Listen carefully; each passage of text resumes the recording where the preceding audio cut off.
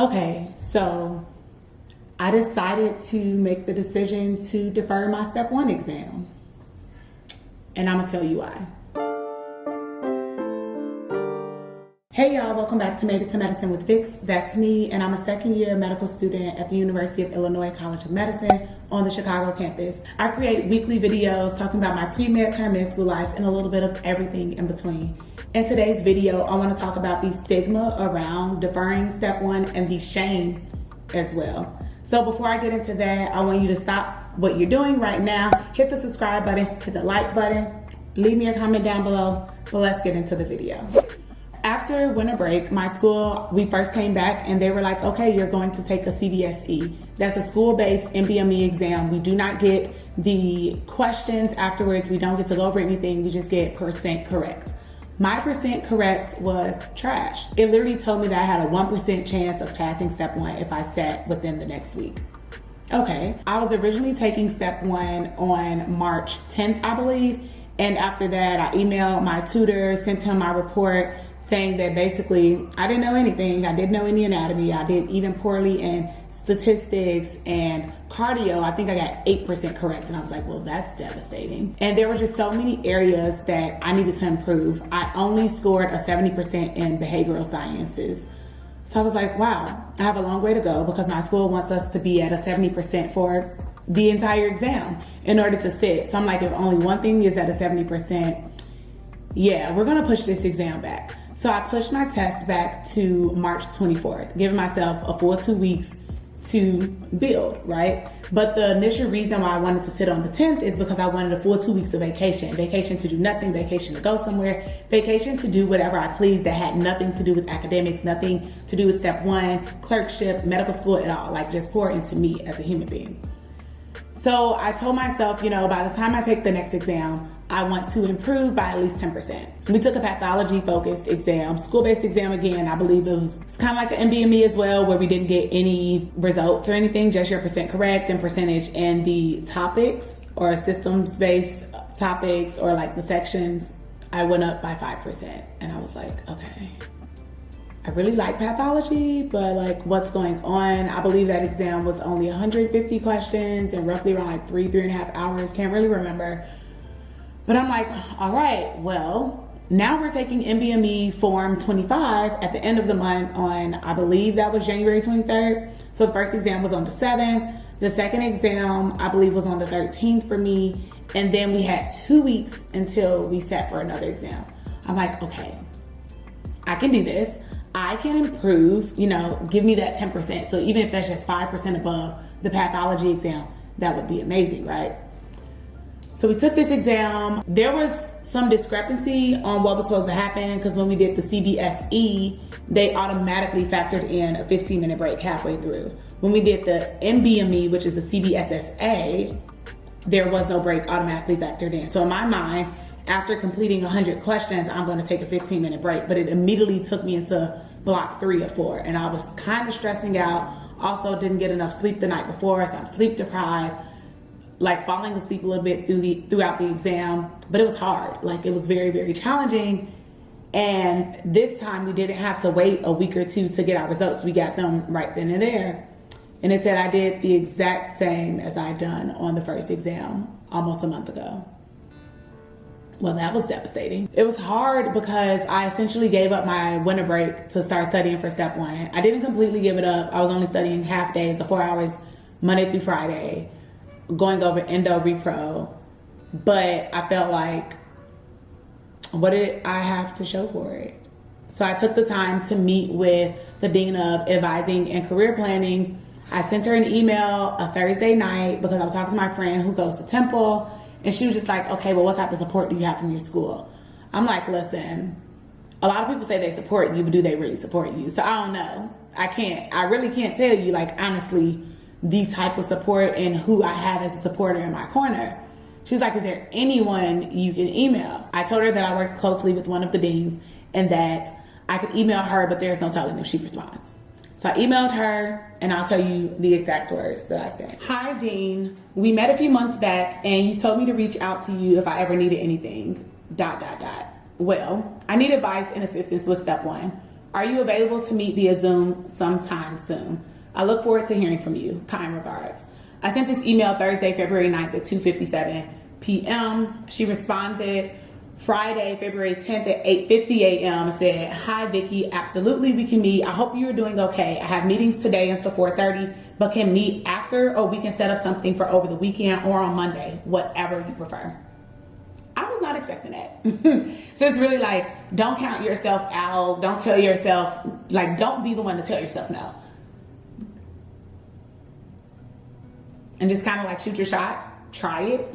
So I responded later that morning, like literally 30 minutes later. Could today at 5 p.m. work for you? Thank you so much for getting back to me quickly. I truly appreciate it. Absolutely. I will send the Zoom link later today. See you soon.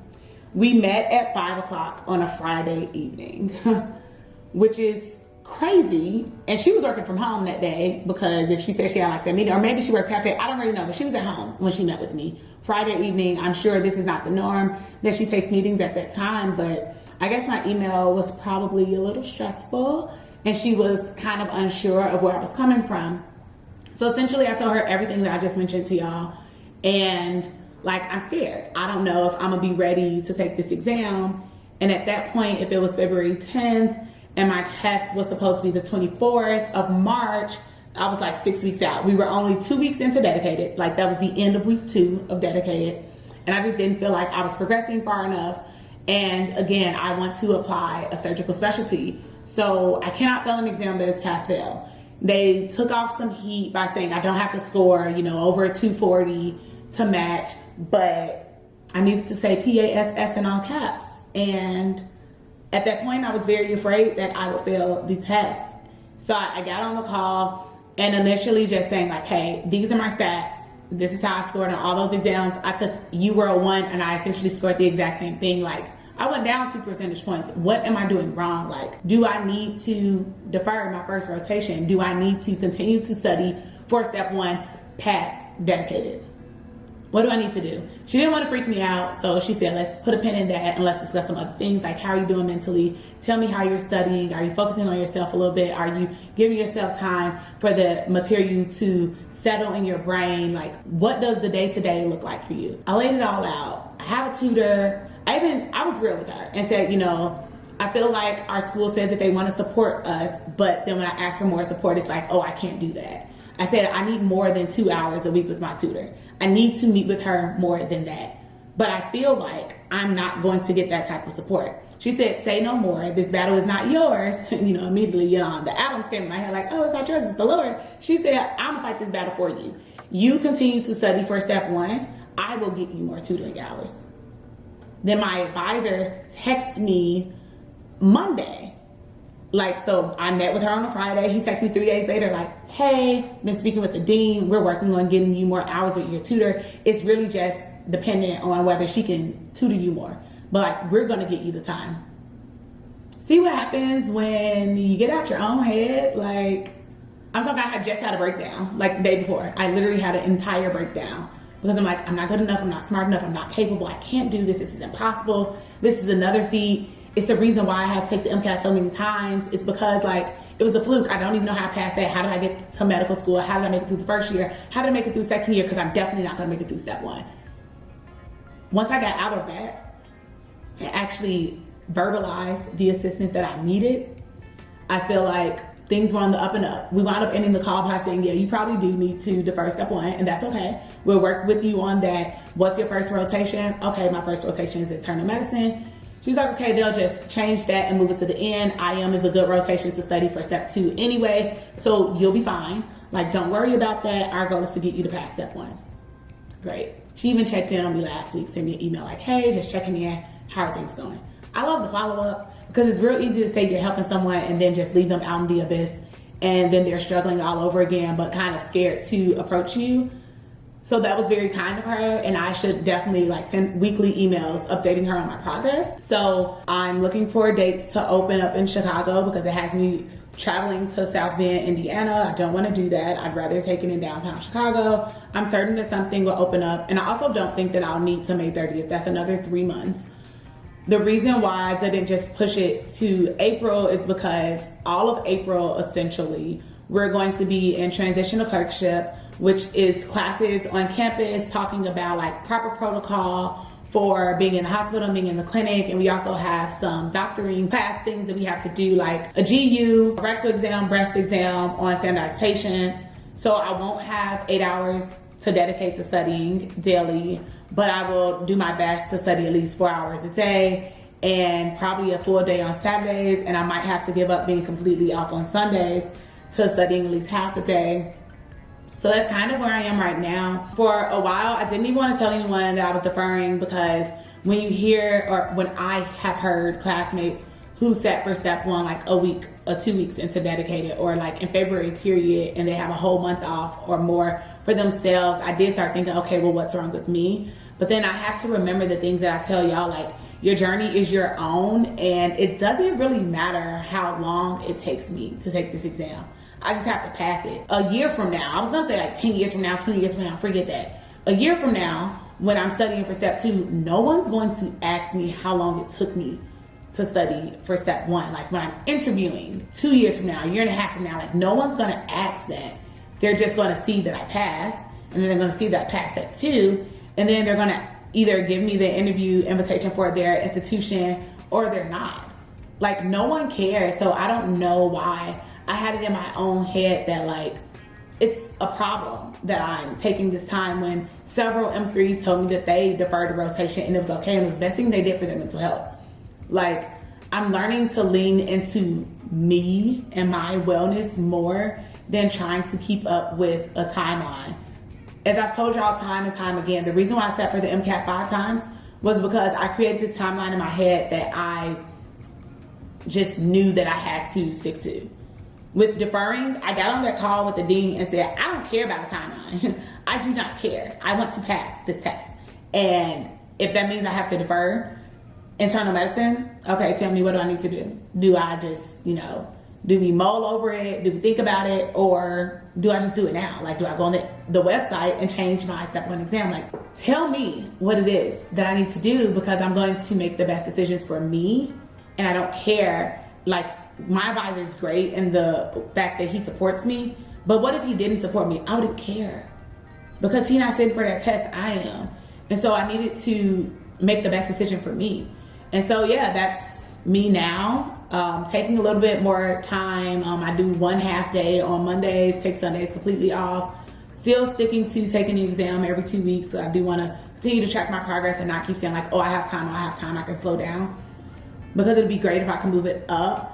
I meet with my student lead, like, I don't know, it's an OSA lead, Office of Student Affairs lead, and I meet with her tomorrow, and we're gonna discuss what this means for me deferring my first rotation, and whether that'll put me under the correct credit hours for the summer. So I might have to do an online rotation, which is fine, because that will still give me like 2 weeks of vacation, which is what I wanted initially. If I don't have to do that, then I'll have 4 weeks of vacation, which means I could work on research.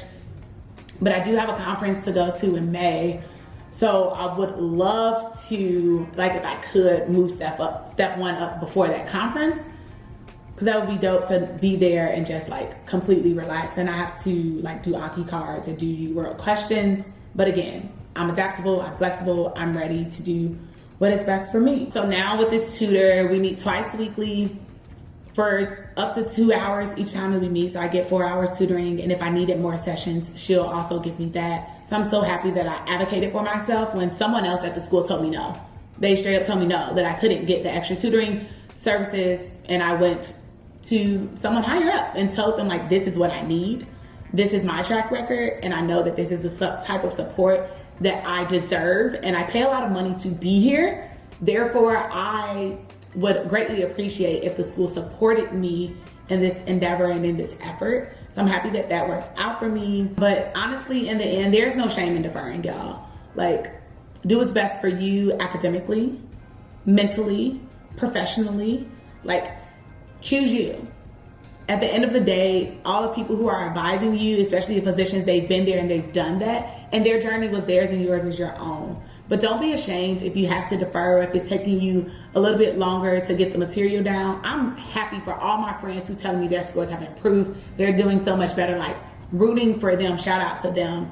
And I'm also happy for the progress that I have made as well. So at the end of the day, the goal is to pass the exam on the first try, and I'm giving myself a shot to do that. I'll catch y'all in the next video. Bye.